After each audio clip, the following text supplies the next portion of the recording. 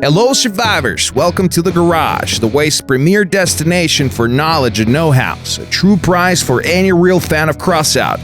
Subscribe now and click that bell icon to never miss another episode. Get your first-hand info from the devs themselves right here. I hope you guys got gas, because we're going far today.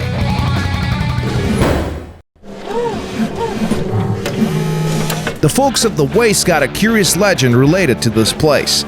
Once there was a deep, fast river here and a port that used to process hundreds of ships a day. After the Great Catastrophe, a sizable group of survivors took over a barge loaded with canned food. They lived as hermits and were able to fight off any and all who tried taking over their food. But on one fateful night, a storm came and brought a mighty hail.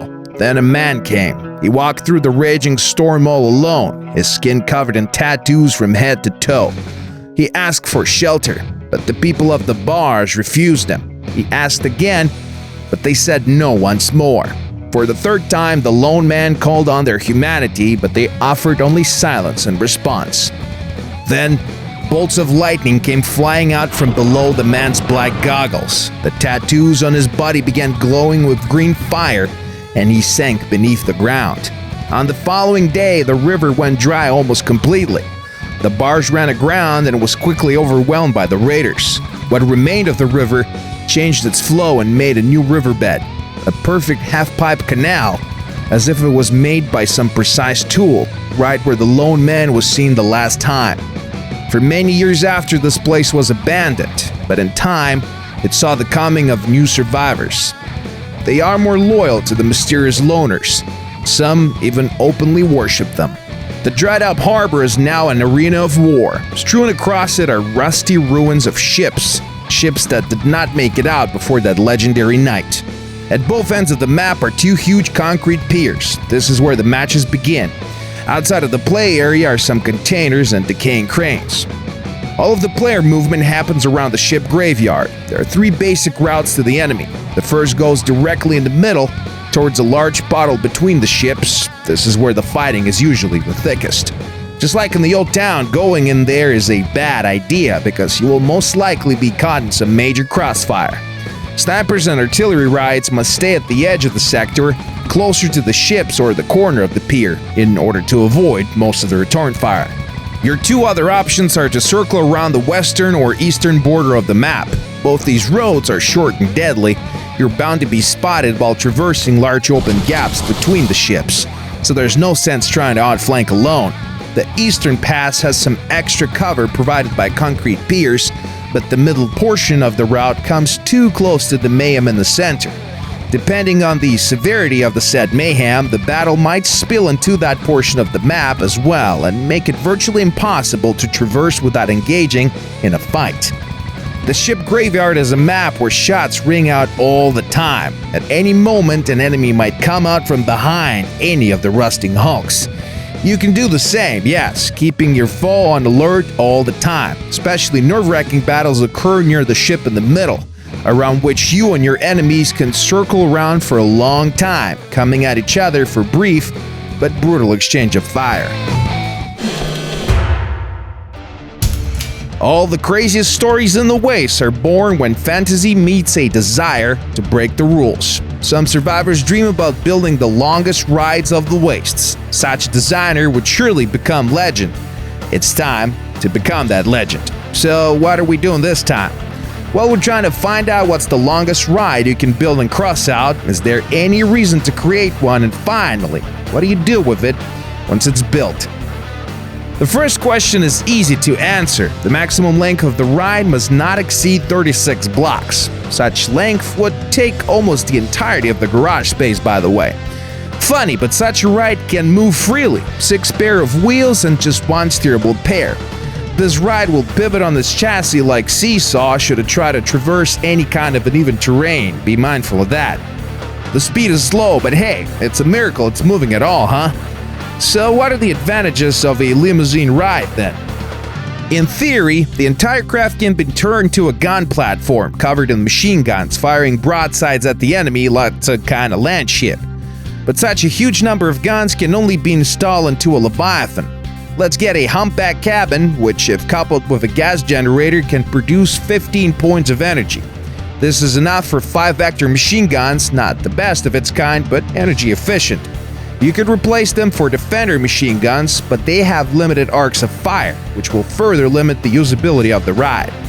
Not to mention that a well-made ride of a regular length can do the same job just as well.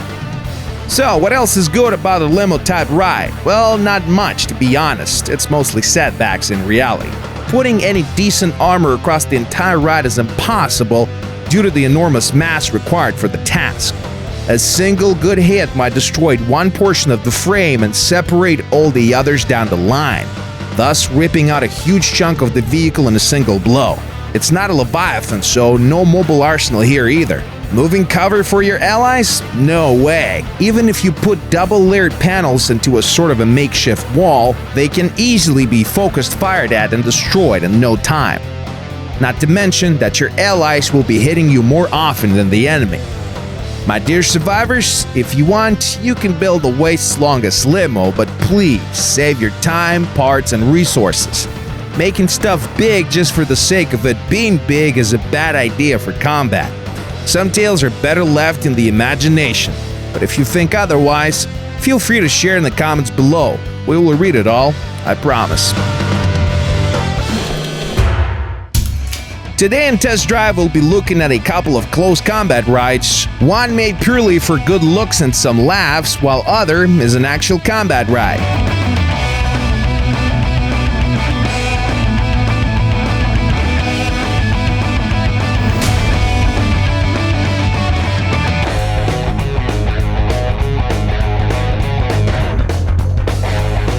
Yeah guys, it's a combine harvester. In our world, these things harvest crops, but in the waste, they harvest heads.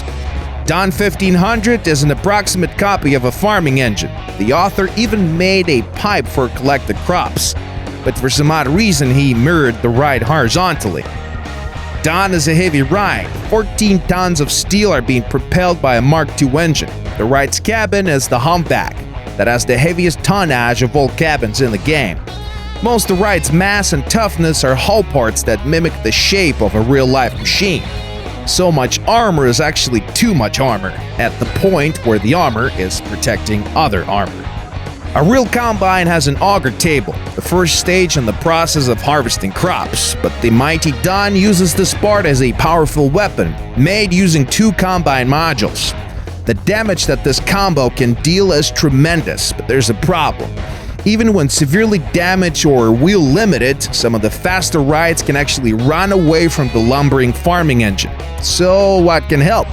Chameleon Mark II. Now this beast can go invisible, even if it's just for a short time. Our experience says that stealth must be coupled with agility, which the Don is sadly lacking. Moreover, this flaw is impossible to remove. You will not be able to add an extra machine gun since there's simply no room for one nor resources left available. This craft is featured on the show as a symbol of turning a civilian ride into a machine of destruction. That was just too sweet to pass up.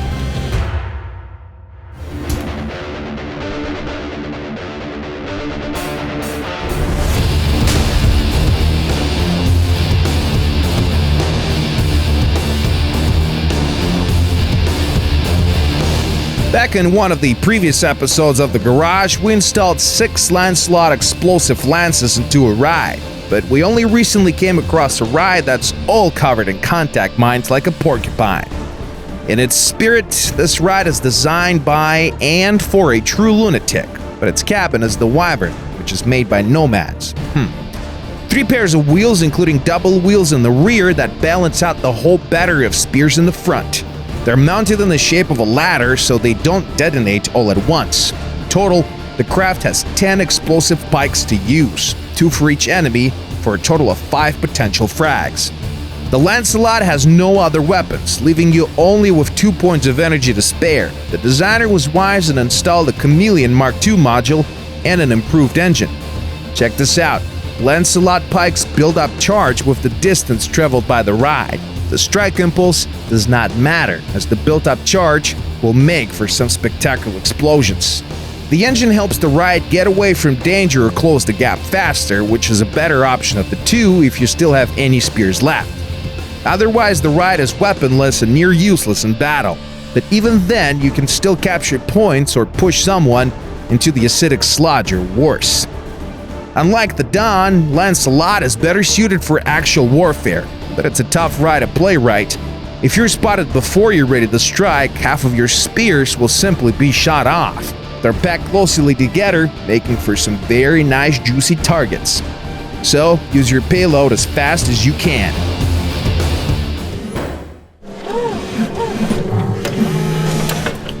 Okay, it's time to look at the most pressing concerns of the survivors this week. GR asks, can you guys put a feature to allow people to defer non-important patches? Many people don't have unlimited internet connection. All of the updates for Crossout are closely connected to each other. That's why it's important for players not to miss or delay any of them. Umber the Jolton says, when will you guys add mix support? With the 0.6.0 update, we added the support of the voice chat to the game. To use this feature, you need to press and hold the Y button. Kurtlander601 asks, when can we expect new maps to come out? We have a lot of exciting ideas concerning the game territories to explore and to fight at. For example, with the 0.7.30, we added the new map for the PvE defense mode called Wrath of Khan. And there's a number of new maps and game modes in different development stages at the time. That's it for today, fellas. I'll be seeing you all in a week to tell even more about surviving in the wastes. Meanwhile, don't waste your time, get out there, make some experience, and toughen up for battles to come. While you're at it, tell your friends about our show and leave your comments too, since we do read them all. Bye-bye now.